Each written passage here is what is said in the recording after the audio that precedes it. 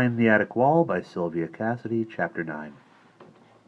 When Maggie looked back upon her first full morning at Adelphi Hills, she would think only of its profound silence.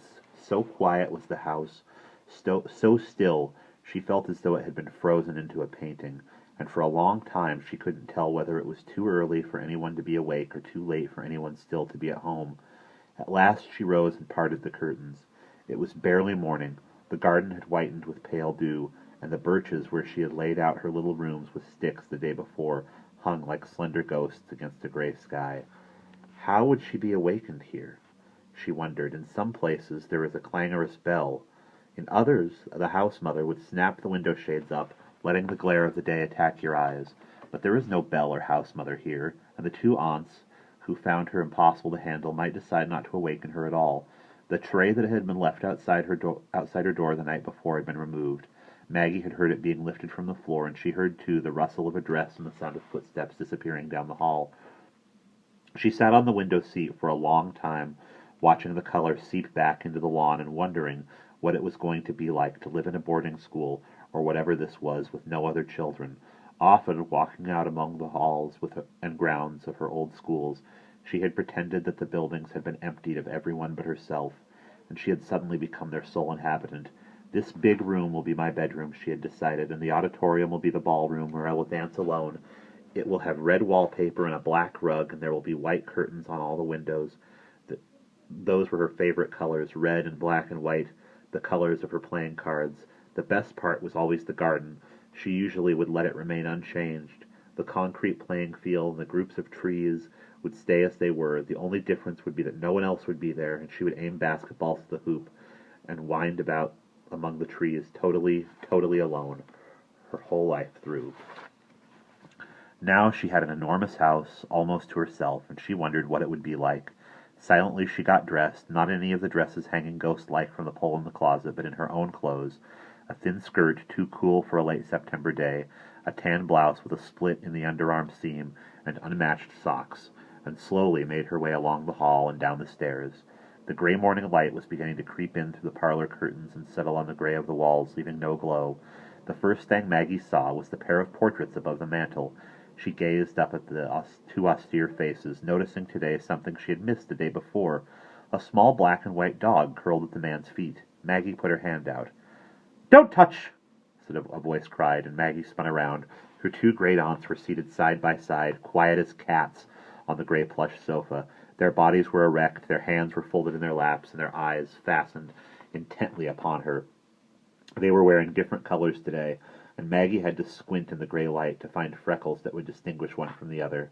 "Paintings are to be admired by the eye, not the hand," one of them said. Aunt Harriet, wrinkles, no freckles. "That is a rule. Remember it at all times." Maggie turned back to the pictures, her hands at her sides now, and examined the dog curled sleepily at the feet of its master. "Look at your aunt when she speaks to you." This was that other one, Aunt Lillian, freckles. "Don't squint. Squinting weakens the muscles of the eyes." Maggie faced her two aunts again, looking from one to the other, and finally dropping her eyes to the rug with its vines and blossoms still colorless in the early light. Aunt Harriet suddenly spoke out. "Those were the founders of the academy," she explained. "This building at one time housed a girls' school, and it was founded by the two people whose portraits you see, the Greens. They were our ancestors," Aunt Lillian put in. "They are your ancestors as well," she added, running her eye over Maggie's body, "although I can't say they would be happy to know it."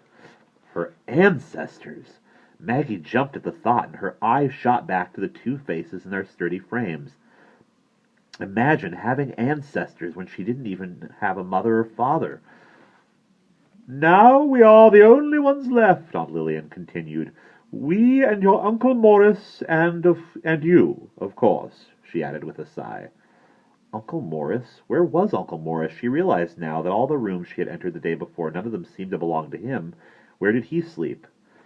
"The academy was founded as a school for carefully chosen girls," Aunt Lillian went on.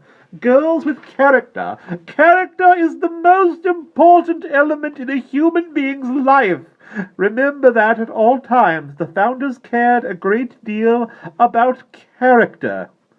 Character and healthful living, Aunt Harriet said. Stop sucking your hair. That's a disgusting habit. Disgusting. They ran the school for nearly 50 years, and it was thought to be the finest in the country. Then came the misfortune, and now the academy is down the road, Aunt Lillian interrupted. It is run by people who take any children at all. They take children of wealth, Aunt Harriet said. Wealth and character do not always agree. They take boys, Aunt Lillian said. They will take you, Aunt Harriet told Maggie. Tomorrow you will begin attending new Adelphi Hills Academy. It is not at all like the original, but nothing else is available, and you will receive a small amount of learning there. As for your character, we will look after that ourselves. Tomorrow. She would have to go to school, a day school where everybody went home every afternoon instead of just on weekends or not at all. A rich kid's school. Her stomach sank. Stand up straight, Aunt Harriet said. A healthy body requires a straight spine. Say that to yourself several times a day. A healthy body requires a straight spine. And change your clothes, Aunt Lillian added. You're having a visitor today. A visitor? Maggie's spine stiffened of its own accord, and she stepped back into the quiet gaze of the man and woman in black and white over the mantel. What visitor? In the past, a visitor meant a doctor who pried open your clenched teeth with a slab of wood, or a psychologist who asked you to draw pictures of a family and then remained silent when you scribbled a parade of tiny spiders along the bottom of the paper. We have invited a friend for you, Aunt Lillian explained. She is the granddaughter of an acquaintance of ours, and her name is Jeanette. A friend? I don't want a friend. Everyone wants a friend, Aunt Lillian answered. Happy is the house that shelters a friend. Ralph Waldo Emerson wrote that. You must read Ralph Waldo Emerson. He will improve your character. Maggie withdrew her hair from her mouth and painted little circles on her cheeks with its sharpened point. I don't want a friend, she repeated, backing against the wall. Jeanette is a wholesome child. You need wholesome companions. She is also an accomplished singer. She has the voice of a lark. If you ask her, she will sing for you. I don't want a lark, a friend. I don't want a friend. Jeanette wore her hair. Jeanette wore her hair in a single heavy braid clasped at top and bottom with purple beads. Her eyes were wide-set and brown, and around her wrist she wore a silver chain with a slim oval plate that Maggie knew well, without looking, bore the engravings of her name. All the girls at her other schools, the girls with families, not the charity girls like her, had them. Jeanette crossed the room toward her and unexpectedly extended her hand. Maggie had never before shaken hands with anyone, and she remained frozen on the rug. After a moment, Jeanette pulled Maggie's hand from behind her back and gave it a vicious squeeze. How do you do? She said, and she took a seat next to the window, where she crossed and recrossed her ankles with her straightened white socks, evenly matched. Maggie sat against the opposite wall and rifled the pages of a copy of National Geographic, glancing at the pictures, birds mostly. She lifted one page to her face and squinted at it with extreme care. Jeanette leaned over and measured the height of one sock against the other. Then she ran her fingernail along the wall, making Maggie's skin freeze. At last she spoke. Do you like actors and actresses? Maggie didn't look up. I don't go to the movies. I mean the game. Maggie turned 3 more pages, came face to face with an owl. I don't play games, she said eventually. I'm too old for games. I'm older than you, and anyway, it's not the kind of game you play with pieces or anything. It's a talking game. First I think of an actor, say. I give you his initials, and you try to guess who it is. If you guess right, it's your turn. Otherwise, I go again. You want to play? No. Jeanette fell silent and began exploring the room with her eyes. What's that? She finally asked, pausing at the curio cabinet. Maggie turned a page, an ad for T-shirts with pictures of endangered animals printed across their chest. A whale, a whooping crane. What? She asked, not looking up. In that cabinet. Maggie glanced at the china ballerina balancing on one toe and once again longed to run her fingers along the edge of its brittle skirt. That's mine, she said. It's a dancer. It's all made of china, even the skirt. No, I mean the elephants on the other shelf. Maggie shrugged. I don't know, they're elephants.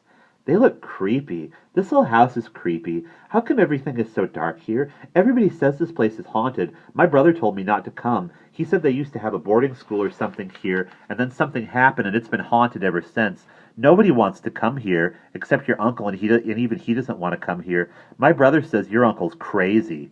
Maggie tore off a piece of her thumbnail and put it in her mouth. Then Uncle Morris didn't live here. He only visited. Where did he live? She turned back to her magazine, and the room fell silent again. Who are those? Asked Jeanette after a while. Maggie turned another page. Who? She asked, not looking up. In those pictures. Maggie glanced briefly at the two faces in the paintings. I don't know, she said. Ancestors. She returned to her bird pictures. They're dead. She removed the softened thumbnail from her mouth and dropped it on the floor. You want to do something? Jeanette's voice broke through the silence. You want to play a game or what? You want to play Ghost? Maggie jumped slightly. What? Ghost! Maggie turned another page. There's no such thing, she said. No! The word game, dummy. Don't you even know how to play Ghost? No. You spell out words, Jeanette said. First, I say a letter, then you say a letter, and you keep on going until you spell a word. Then if the word ends on U, you get G for ghost. And the first person who gets Ghost is out. Suppose I say B. Now you say a letter. Maggie studied a picture of an island filled with black and white birds with triangle and red bills. Say a letter, Jeanette insisted. P, Maggie finally said. P? What word is that supposed to be? Puffin. It's a bird. But I already said B. So? There's no word that begins BP. You get G for ghost. You're 1/5 of a ghost. There's no such thing. Jeanette inserted a finger into her sock and slowly scratched the back of her heel. You know why I don't go to the same school as you, she asked? Because I go to performing arts school. I'm training to be a concert singer, and I'm going to go on tour and stuff. I study voice. Voice is what you study when you're going to be a singer. The tone of her voice was familiar, and Maggie recognized it as the one she used when she addressed her 5 little girls from the backwoods. That's a lie, she said. There was silence in the room for a long moment. Then Jeanette suddenly burst out. I know all about you. My grandmother told me. She told me your mother and father were killed in a car crash or something, and you've been thrown out of a whole bunch of boarding schools and foster homes, and finally your aunts took you because no one else wanted you, and they had to because they're relatives. Maggie flipped the pages of the magazine quickly and stopped suddenly at a glossy study of a brown and gray bird. It had speckles on its creamy breast, and it resembled a sparrow more than anything else. But in flight it took command of the entire page, and the trees in the distance were small and vague beneath the spread of its wings. It was a lark. The caption said, an old-world lark, and she could see by its open beak that it was in full song. In a moment she had ripped the page in half and then in half again, so she had 4 fluttering strips of broken wings and fragmented feathers. These she crushed into a solid ball, and walking alone, marching step-stop across the room, she reached Jeanette's frozen figure and in a quick movement pressed the crumpled bird hard against her mouth. A soft cry rose like the cry of the rubber doll when Maggie had pressed its face in the day before, and Jeanette's face flamed. I think you're rotten, Jeanette whispered, pulling the pieces of paper from her lips. You're rotten, she said. You're the rottenest person I ever met, and I'm glad your mother and father are dead. I'd feel sorry for them having to live with you. She began moving away now. I'm glad you have to live in this creepy house with your aunts. A few bits of paper still clung to her mouth, and Maggie saw part of a beak on one tooth and on another a piece of wing. And you can't hurt me by staring at me like that either. I don't have to look at you at all. I don't have to look at you ever again. In fact, I don't have to come back here. I only came because my grandmother made me, and I'm never coming again. Never, never, never. Aunt Harriet and Aunt Lillian were suddenly standing at the parlor door, and the 2 girls sprang apart. What's happening here? One of them asked. What's this all over the floor? It's a game, Maggie answered quickly. A game? What sort of game is it that requires you to strew paper all over the rug? Maggie picked up some of the shreds from the floor. Ghost, she answered, throwing the torn bird wings and beak into the fireplace beneath the 2 portraits with their pale faces and distant eyes. And that's the end of Chapter 9.